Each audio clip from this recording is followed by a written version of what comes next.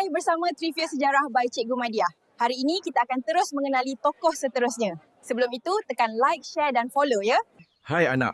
Anak saya Haji Abdul Rahman Limbong. Hari ini giliran saya kongsikan sebab saya menentang British di Terengganu. Saya tak setuju dengan British. Mereka ancam kalau kita tak nak bayar cukai. Kemudian ada pula peraturan membebankan. Jangan risau.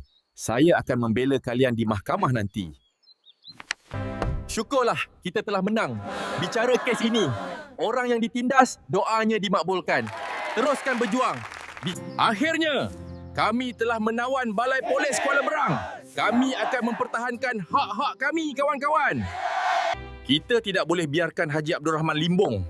Dia bijak dan orang tidak ikut arahan kita. Jadi mesti kita buat sesuatu. Maafkan saya, rakyat Terengganu. Saya tidak dapat meneruskan perjuangan kerana dihantar British ke Mekah.